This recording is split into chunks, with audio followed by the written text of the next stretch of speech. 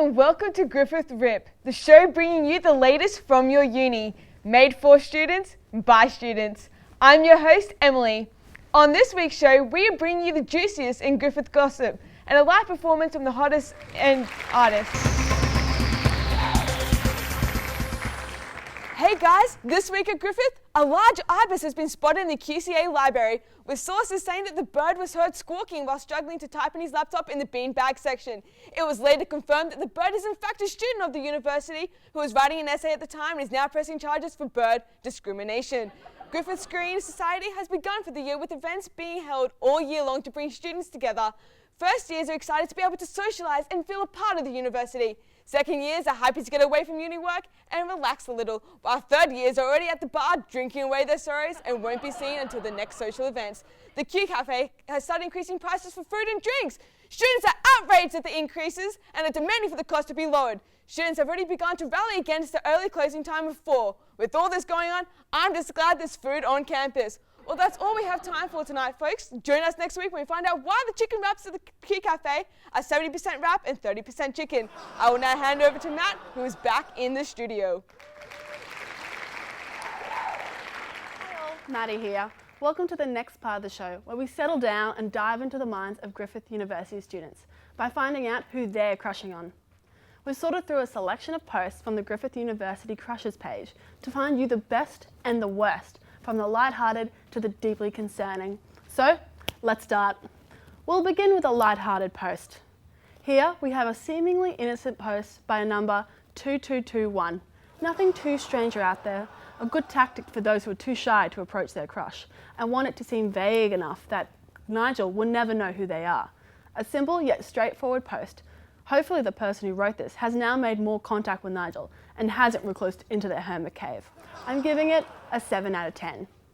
Here, we have a post who is quite content with giving a little more detail.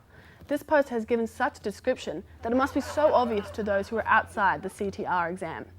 Not very subtle and straight to the point on what he or she wants, this man or woman is certainly letting everyone know on the Facebook page that he or she is extremely keen on this woman. It isn't very charming, and I highly doubt the woman is keen to help out with this person's exam stress. I'm giving this one a 5 out of 10. Well, we have a keen one here. Nothing quite screams desperation like a winky face. Here we have number 2203, explicitly telling Luke from Law that she or he would like to participate in intercourse with this man. It gives specific description of this Luke from Law, enough to know exactly who the poster is talking about. It's not very subtle, and it's a tad bit off-putting. I'm giving it a 4 out of 10. Orange glasses and an orgasmic beard? I'd love to see what this man looks like. This horny anon might be a little too desperate for her own good. Wife me, please? It's rare to see any words about marriage on this page, but when you do, it's quite fascinating. Being anonymous is certainly no way to find a husband, and certainly not a way to cure your horniness. However, I will give this girl credit for being brave enough to post this, and bold enough to give a description of the man. So, I'm giving it a 6.5 out of 10. And lastly, this post. They just keep getting weirder and weirder, don't they? This creepy post has certainly given me the chills. Whoever you are, Goanna, I recommend not being involved with people who post anonymous messages about you and how you're the one for them. Just a general life tip. I don't know who I feel more sorry for, the poster or Goanna. Either way, this post is a train wreck. I'm giving it a 3 out of 10. Now, have you woken up to a 6 a.m. alarm clock this morning, had to attend an 8 a.m. lecture, or maybe a 2 p.m. lecture, and you haven't got enough sleep from binge watching a TV show the night before? If you have answered to yes on one of those questions, then you might be featured on our new segment, Sleeping at Griffith. We take some time to look at those students who just couldn't handle being awake in a lecture, in a library, or really any place at university.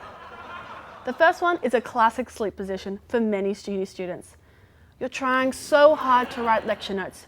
Your eyes start to fade as your brain starts to slow down. The room gets hazy, you can't seem to open your eyes, and your head slowly falls to the desk. Boom, you're asleep. It's unfortunate that this student was so naive as to be caught doing it, but it gives us vital information on the sleeping habits of Griffith students. A classic and honestly one of my favourites. This is an on-the-go move used by the very best at quick napping. You might be waiting for a lecture or sitting quietly at the bus stop, when all of a sudden you're fast asleep. If you've got 10 minutes on your hand, you can easily get a solid nap, but if not, then you might end up looking like a fool. As I said, only for the very best of midday napping. Please do try this at home, kids. A modern day tragedy. It's honestly painful to look at. This woman has innocently decided to nap against a wall. Maybe out of desperation, maybe out of boredom. We don't know. But what we do know is that she will wake up with the worst possible neck pains. It's honestly a rookie error, but hopefully she will learn from her mistakes and become a better napper. It's our own Corey Birtles with this classic nap position. This is a classic yet effective way of giving yourself a 20-minute nap during a lecture.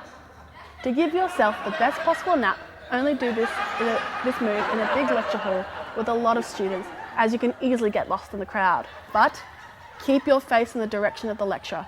It's a move that's been around for centuries, and it's a foolproof method of getting a bit more sleep in your day. Maybe next time Corey will avoid being caught. Well, that's the wrap-up of the Griffith gossip for this week. Next week's show will feature even more helpless sleepers and maybe a couple more lovebirds. Now, I'm passing it back to Emily. Thanks, guys. Thanks, Matt. Now we're moving on to the talent segment of the show, where each week we take a look at the best and brightest at Griffith. This week we have two emerging artists from the Griffith Conservatorium here to discuss just what it takes to make it into the music industry. Take a look. Hi, I'm Adam. Hi, I'm Dylan. And we're from the Conservatorium of Music, and today we're going to be playing some tunes for you. Please welcome Adam and Dylan. Hey, how you going? Thanks for coming. Hello. Alright, so, did you guys meet each other before you went to Griffith? Yeah, we met in high school. We were both first years at the high school we went to in grade 11. Yeah, we were not friends initially, but we sort of met over our interests in music, and I guess that's sort of why we're now at the Conservatorium. Yeah. So, how did you boys get into music and performing? Well, I started playing guitar when I was around 10 years old, and yeah, it was really fun. And then I moved to Cleveland, which has a really good music program, and then yeah, so now I'm here at the con. And so why did you choose to play together instead of being solo artists? Well, it's mostly because we're both into the same kind of music, and the difficulty with solo work is that you have to do everything yourself, and having two people being able to execute a whole piece of music is very beneficial for live settings. Yeah. Well, that's great, guys. And as your artist, who's your inspiration and why? Dylan? Well, I'm heavily into progressive rock and metal, and since then I've kind of branched off into the jazz realm and a bit of classical, and most of that influences my playing. Unfortunately, that's all I have time for today. It's been so great having you guys on the show, and I know that you are going to perform for us in a minute, so I'll let you boys go and get set up. So that would be wonderful. Thank you again so much. Thank you. Thank you.